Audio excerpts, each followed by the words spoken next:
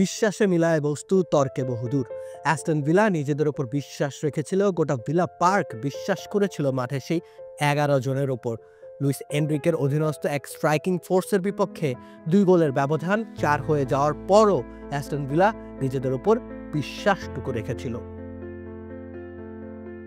মাত্র 20 মিনিটের মধ্যেই পাল্টে যায় পুরো চিত্র। গগনবিদারী চিৎকারে যেন কেঁপে উঠেছিল গোটা ইংল্যান্ড।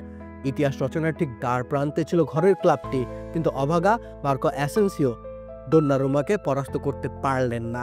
অন্তিম লগ্নে সৃষ্টি হওয়া ইতিহাসের নায়ক তিনি বনে যেতে পারতেন, তবে হলো না সেসব। প্রায় 17 বছর পর চ্যাম্পিয়ন্স লিগের মঞ্চে নিজেদের খুঁজে পেয়েছিল অ্যাস্টন ভিলা। উনাই এমেরির অধীনে চমকে ভরা একটা মৌসুম কাটিয়েছে তারা ইউরোপিয়ান ফুটবলের শ্রেষ্ঠত্বের মঞ্চে। ওই ভিলা পার্কের কানায় কানায় পূর্ণ দর্শকদের বিশ্বাস করিয়েছে অ্যাস্টন ভিলাও পারে।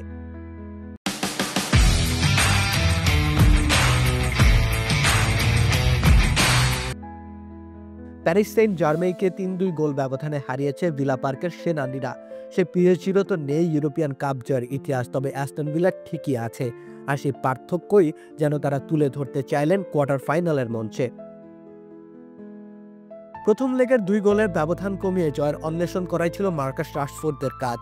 তাই তো পিএসজির রক্ষণের ত্রুটি শুরুতেই চেপে ধরেন জন ম্যাকগিমরা, কিন্তু পিএসজির শ্বাসরুদ্ধকর সেই চাপ ঠেলে 2 দফা এগিয়ে যায়। ব্যবধান বেড়ে তখন 4 গোল। তবুও নিরাশ হয়নি ভিলা পার্ক, হতাশ হয়নি উনাই এমেরির শিষ্যরা, বরং তারা বিশ্বাস রেখেছিল।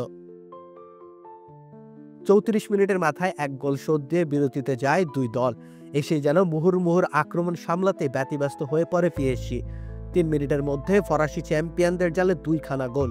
যে বিশ্বাস লড়াই করবার রসদ জুগিয়েছিল, সেই বিশ্বাসী ইতিহাস রচনার পথটাও উন্মুক্ত করে দিল। কিন্তু ভাগ্য বিধাতা ততটা সুপ্রসন্ন হবেন কেন? অ্যাস্টন ভিলা পরিপূর্ণ সম্মানের সাথে মাঠ ছেড়েছে। তারা ইউরোপের তাবর তাবর সব শক্তিদের চোখে চোখ রেখে লড়াই করেছে। মাথা উঁচু তারা চাইলেই রাখতে পারে। পরের বারও তো চ্যাম্পিয়ন্স লিগে আসতে হবে, সবাইকে দেখাতে হবে সেই 1982 আসরের চ্যাম্পিয়ন দলের ঝলক।